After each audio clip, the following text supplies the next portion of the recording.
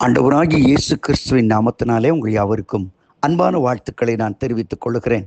மற்றொரு இனிய காலை பொழுதிலே உங்களை சந்திப்பதில் மிகுந்த மகிழ்ச்சி. இந்த நாளில் உங்களோடு நான் சொல்லப்போகின்ற கர்த்தருடைய வார்த்தை உபாகம் 4:31.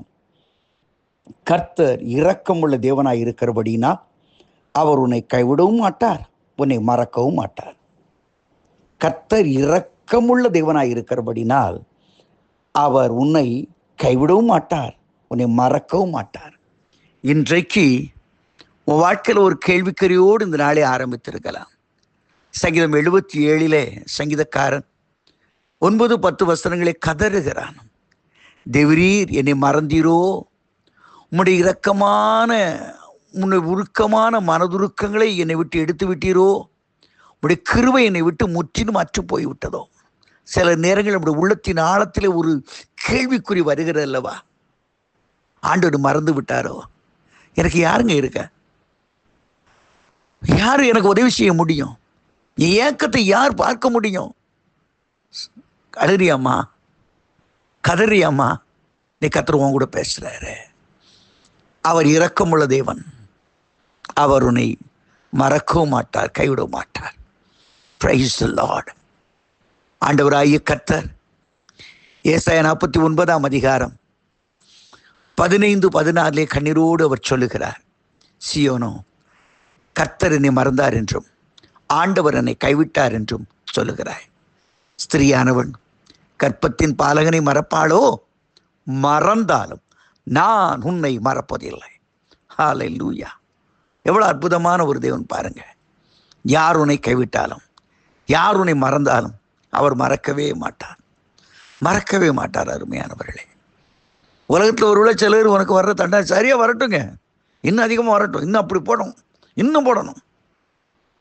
நினிவேக்கு அவள் பாவங்கள் மிக மிக கொடியது. பரலோகத்தையே எட்டி பார்க்கிற அளவு தான். சில பட்டணங்கள் போகும்பொழுது இந்த பாவத்தின் உச்சகட்டத்தை சொல்கிறார்கள் அல்லவா? தாய்லாந்தில் பேங்காங் நகருக்கு போகும்போது, அதுபோல் பார்சிலோனா போகும்போது, பல பட்டணங்களை பார்க்கும் பொழுது நாம் பார்க்கிறோம் அல்லவா? பாவத்தின் உச்சகட்டம், உச்சகட்டம். திருட்டு. பாரிஸ் போனா, ஐயா ஹேண்ட்பேக்ல பத்திரமா வச்சுடுங்க, கொஞ்சம் சொந்தம் எல்லாம் கொண்டு போயிருவோம். பயங்கரமான பட்டணங்கள். நண்பர்களே, இன்னைக்கு ஆண்டவர் உங்களோடு பேசுகிறார். இதை போலதான் ஒரு நினிவே பட்டணம் இருந்தது. பயங்கரம், உச்சகட்ட பாவம். ஆண்டவர் பொறுமை இழந்து விட்டு சொன்னார், சோதகுமாரோட பயங்கரமா இருக்குப்பா, ஆனா நான் அழிக்க போறேன்னு சொல்லி ஒருத்தன் வலுக்கட்டாயமாய் பிடித்து அவனை அந்த நினிவைக்கு அனுப்பி வைத்தார். அவனும் போய் பார்க்கிறான். அங்க இருக்கிற செல்வ செழிப்புகள், மக்களோட மாடர்ன் ட்ரெஸ்ஸிங் எல்லாம் பார்த்து அவனுக்கு நொந்து போய் ஒரே வார்த்தை தான், 40 நாள் நீங்க சாக போறீங்கடா, 39 நாள் நீங்க சாக போறீங்க சொல்லி கொண்டு போகிறான். 20 நாள், 10 நாள், 2 நாள் தான் நீங்க சாக போறீங்க.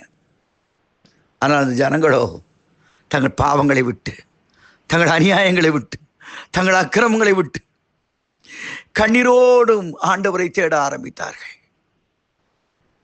ஒரு மிருகத்துக்கு கூட ஆகாரம் கிடையாது, எல்லாரும் வெளியே உட்கார்ந்தாங்க. தேவன் பார்த்தார். தான் செய்ய போகிற தீங்கை குறித்து மனஸ்தாபப்பட்டு மனதுருகி அவருடைய காரியங்கள் எல்லாவற்றையும் மாற்றி போட்டார். இதுதான் கர்த்தர். That is God. அதான் கர்த்தர். நம்முடைய ஆண்டவர் இரக்கவும் மனதுருக்கவுமான தேவன், தீங்குக்காக மனஸ்தாபப்படுகிற தேவன். இன்னைக்கு அவர் சொல்லுகிறார், உனக்காக நான் மனஸ்தாபப்படுகிறேன், உனக்காக நான் மனஸ்தாபப்படுகிறேன். ஏனென்றால் வேதம் சொல்கிறது, அவர் கர்த்தர், அவருடைய சுவாபமே இரக்கம் உள்ளது. கர்த்தர் இரக்கம் மனதுருக்கமான தேவன், இரக்கம் மனதுருக்கமான தேவன். இன்னைக்கு அவர் இறங்கி உனக்கு உதவி செய்ய அவர் ஆயத்தமாக இருக்கிறார். எந்த நிலைமையில் இருக்கிறாய், எந்த சூழ்நிலையில் இருக்கிறாய், எனக்கு யாருமே இல்லை என்று சொல்கிறாயா? ஆண்டு உனக்காக இறங்க விரும்புகிறார். அந்த பழைய ஏற்பாட்டு காலத்தில் குஷ்டரோகி என்றால் தீண்டத்தகாதவன். அது தேவனுடைய சாபம் என்றே கணிக்கப்பட்டது. உபாகம் 28 வாசித்து பாருங்கள். அது சாபம், கர்த்தருடைய சாபம் என்று அங்கு சொல்லப்பட்டது. ஆகவே இந்த குஷ்டரோகியை தனியே வைத்து விட்டார்கள். மார்க் 1 40 வாசித்து பாருங்கள்.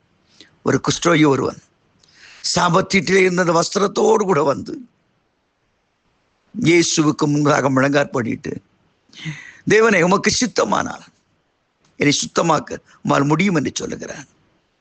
இயேசு மனதுருகி அவனை தொட்டு, எனக்கு சித்தம் உண்டு, நீ சுத்தமாக என்று சொல்கிறான். அதுதான் நம்முடைய தேவன்.